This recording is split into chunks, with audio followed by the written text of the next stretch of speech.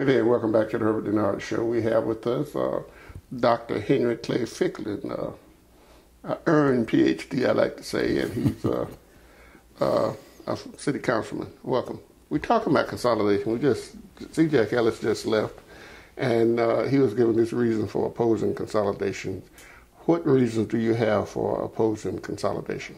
Basically, my reason is philosophical. Consolidation is a move towards and against checks and balances.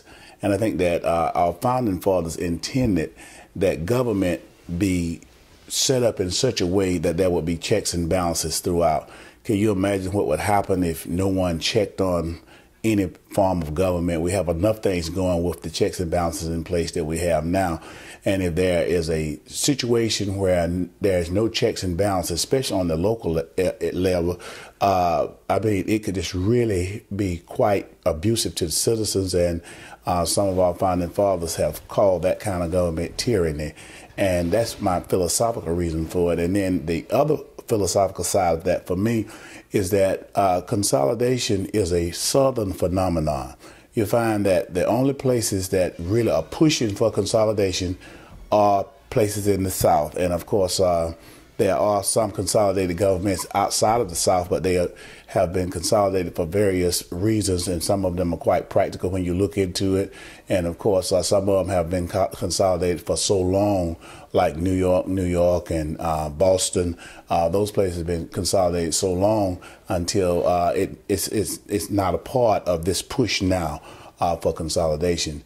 And then thirdly, I believe that consolidation is designed to dilute black voting strength in the South. In the South, we have most of the African Americans in the South. Of course, we know that after the Civil War, many of them moved to the North, escaping slavery and the aftermath of slavery. And then, of course, when you look after the 1930s, when you had after the Depression, many of them moved to North to get jobs and what have you. But now those people are coming back to the South. The South is the most populated area for African Americans of any part of the United States.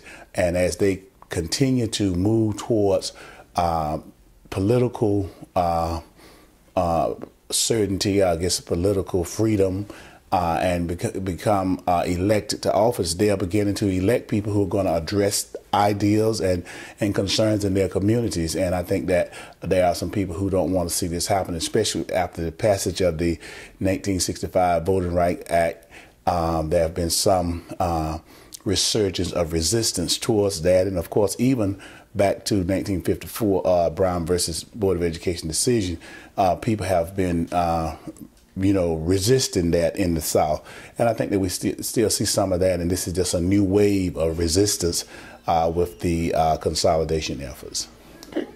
I understand that there's a lot of changes going on, that right now you have 2 Republicans on City Council and 1 on the County Commissioners.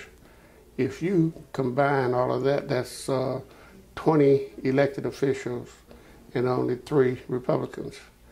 Under this new consolidation, I think that where I understand that someone else mentioned it, the district has changed now, that the count of Republicans and the percentage-wise would go up. Of course, when you see how they've drawn the lines, there are 9 districts, and of course with those 9 districts, there's a certainty that about 4 of them will be Republican. And this whole legislation is Republican-driven from the start, where we have Republican members of our delegation who have basically authored this legislation.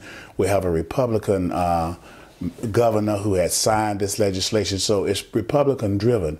And when you look at the lines, I've never seen any more gerrymandering than I have seen in these lines, where they pair the lowest percentages of minority turnout with the highest percentage of Caucasian turnout or Republican turnout.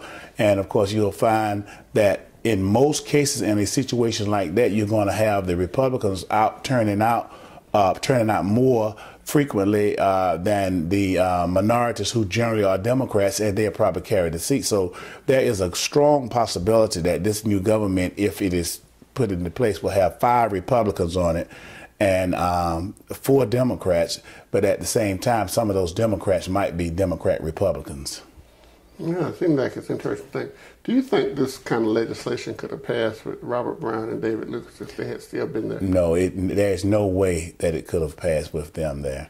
But of course, as you see, when they redrew the who represents this district, now it has more Republicans representing Macon and Miller, Georgia, than it ever has had before. And some of them just have just a corner or a fraction of the county, so that they would have a vote and be able to dominate what happens in Macon and Miller, Georgia. And I think that's gerrymandering as well, and it's all by design.